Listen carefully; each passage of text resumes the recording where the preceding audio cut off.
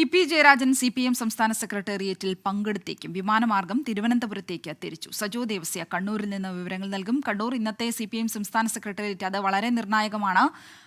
EP. Jayarajan ഈ യോഗത്തിൽ പങ്കെടുക്കും എന്ന് നമ്മളിപ്പോൾ മനസ്സിലാക്കുന്നു. അദ്ദേഹം എപ്പോഴാണ് തിരുവനന്തപുരത്തേക്ക് പുറപ്പെട്ടത്? ഇ.പി. ജയരാജൻ ഇന്ന് ചേരുന്ന CPIM സംസ്ഥാന സെക്രട്ടേറിയറ്റിൽ പങ്കെടുക്കുമോ എന്ന കാര്യത്തിൽ സർവത്ര അനിശ്ചിതത്വം നിലനിന്നിരുന്നു. പ്രകാശ് ജാവദേക്കറുമായുള്ള അദ്ദേഹത്തിന്റെ കൂടിക്കാഴ്ച വിവാദം തന്നെയാണ് പ്രധാന രാഷ്ട്രീയ വിവാദമായി നിലനിൽക്കുന്നത്. ഇതടക്കം തിരഞ്ഞെടുപ്പ് അവലോകനം ഉൾപ്പെടെയാണ് ഇന്ന് CPIM സെക്രട്ടേറിയറ്റിന്റെ തിരഞ്ഞെടുപ്പ് അവലോകനമാണ് CPIM സെക്രട്ടേറിയറ്റിന്റെ പ്രധാന അജണ്ട. ഈ വിവാദം അടക്കം ചർച്ചയ്ക്ക് വന്നേക്കും എന്നാണ് വിലയിരുത്തൽ. ഇതിനിടെയാണ് അദ്ദേഹം സാധാരണഗതിയിൽ തലേന്ന് തന്നെ തിരുവനന്തപുരത്തേക്ക് എത്തുന്നതാണ്. അദ്ദേഹം ഇന്നലെ പോയിരുന്നില്ല. ഇന്ന് ഏതായാലും രാവിലെ 6 മണിക്കുള്ള എയർ ഇന്ത്യ ഫ്ലൈറ്റിന് അദ്ദേഹം തിരുവനന്തപുരത്തേക്ക് തിരിച്ചിട്ടുണ്ട്. 7 മണിയോടുകൂടി തിരുവനന്തപുരത്ത് എത്തും.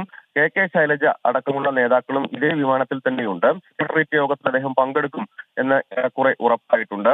ഇതടക്കം ഇ.പിയോട് വിശദീകരണം തേടും എന്നതടക്കമുള്ള ചർച്ചകളും നിരീക്ഷണങ്ങളും ഒക്കെയുണ്ട്. പ്രധാനമായും ഈ വിവാദത്തിന് പിന്നാലെ പ്രകാശ് ജാവദേക്കറുമായുള്ള കൂടിക്കാഴ്ച തിരഞ്ഞെടുപ്പ് ദിനത്തിലാണ് ഇ.പി. ജയരാജനെ തുറന്ന് സമ്മതിക്കുന്നത്. അത് പാർട്ടി നേതൃത്വത്തിനാകെ വലിയ തോതിലുള്ള അതൃപ്തി ഉണ്ടാക്കിയിരുന്നു. മുഖ്യമന്ത്രി പിണറായി വിജയൻ തന്നെ പരസ്യമായി ഇ.പി. ജയരാജനെ വിമർശിക്കുന്നതും കണ്ടു എന്നത് വളരെ ശ്രദ്ധേയമാണ്.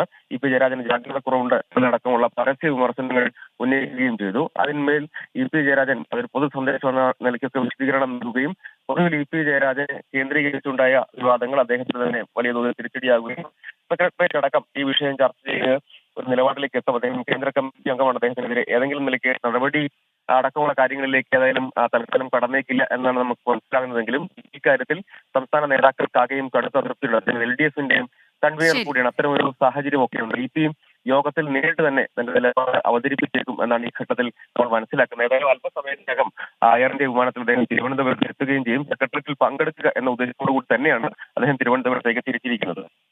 ശരി, സജോ ദേവസ്യ കണ്ണൂരിൽ നിന്നും വിവരങ്ങൾ നൽകിയത്. CPM സംസ്ഥാന സെക്രട്ടേറിയറ്റിൽ പങ്കെടുക്കാൻ ഇ.പി. ജയരാജൻ തിരുവനന്തപുരത്തേക്ക് യാത്ര തിരിച്ചു.